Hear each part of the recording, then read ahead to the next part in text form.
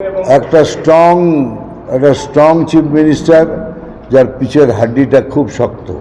তো বললাম তো এত স্ট্রং, আর ওখানে দেখে নিন কি হচ্ছে। একটা অ্যাপিসমেন্ট পলিটিক্স চলছে। অ্যাপিসমেন্ট পলিটিক্স ঠিক আছে, সবাই করে, কোনো নাভাবে কিছুভাবে করে। এত বেশি হয়ে গেছে যার ফলে it is going out of hand. দেখুন, আমাদের সংস্কৃতি খুব স্ট্রং। ভারতবর্ষের সমস্ত জায়গায়, সমস্ত রাজ্যে, নিজ রাজ্যে তাদের সংস্কৃতি খুব স্ট্রং। যেমন আসামেও ভেরি স্ট্রং। আমাদের বেসটাই হলো সংস্কৃতির উপরে। সেখানে আসামও বিরাটভাবে অবদান আছে আসামের। খুবই দুঃখের ব্যাপার ভাই।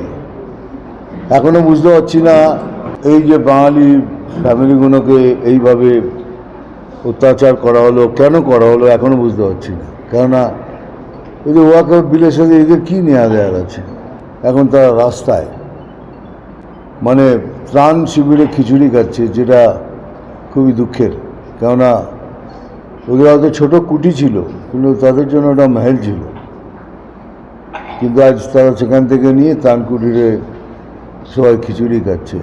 Very very sad situation. এটা যদি কন্টিনিউ হয়, I appeal to home minister to have president rule in Bengal.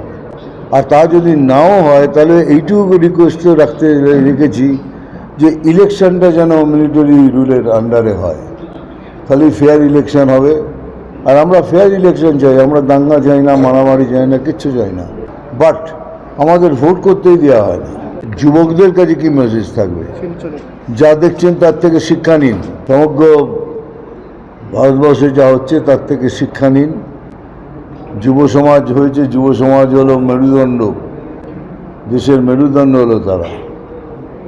তারা যেন শক্ত থাকে, রিলের হাড্ডি যেন শক্ত থাকে।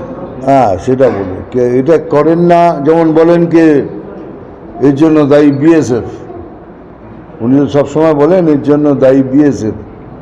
তা আমি বলছি, যদি বিএসএফ ধরুন ফেল করলো, বিএসএফ হ্যাভ ফেলড, তো বিএসএফ এর পরের লাইনটা কি?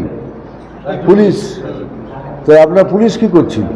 আপনার পুলিশ তো দেখছে, তাহলে সেগুলো তখন কি করছেন? আপনি দোষ দিচ্ছেন বিএসএফকে, ধরে নিলাম কি বিএসএফ ফেল করেছে, কিন্তু আপনার পুলিশ তো রয়েছে, তো পুলিশ কেন অ্যাকশন নেয়নি? মানে আমার ওটা ভুল হয়েছিল, দ্যাট ওয়াজ মাই মিস্টেক। কারণ সেই সময় তৃণমূল পার্টি অন্য পার্টি ছিল, সেই সময় মমতা ব্যানার্জি অন্য মমতা ব্যানার্জি ছিলেন। একটা ফাইটার, একটা লোকের ভালো করার একটা ইচ্ছা, গরিবদের পাশে গরিবদের ইচ্ছা, সেটা ছিল। আর আজকের মমতা ব্যানার্জি পাওয়ার হাঙ্গরি হয়ে গেছেন, যে কোনোভাবে পাওয়ার চাইবেন। একটা স্ট্রং চিফ মিনিস্টার যার পিছের হাড্ডিটা খুব শক্ত। তো বললাম তো এত স্ট্রং, আর ওখানে দেখে নিন কি হচ্ছে। একটা অ্যাপিসমেন্ট পলিটিক্স চলছে। অ্যাপিসমেন্ট পলিটিক্স ঠিক আছে, সবাই করে, কোনো নাভাবে কিছুভাবে করে। এত বেশি হয়ে গেছে যার ফলে it is going out of hand. দেখুন, আমাদের সংস্কৃতি খুব স্ট্রং। ভারতবর্ষের সমস্ত জায়গায়, সমস্ত রাজ্যে, নিজ রাজ্যে তাদের সংস্কৃতি খুব স্ট্রং। যেমন আসামেও ভেরি স্ট্রং। আমাদের বেসটাই হলো সংস্কৃতির উপরে। সেখানে আসামও বিরাটভাবে অবদান আছে আসামের।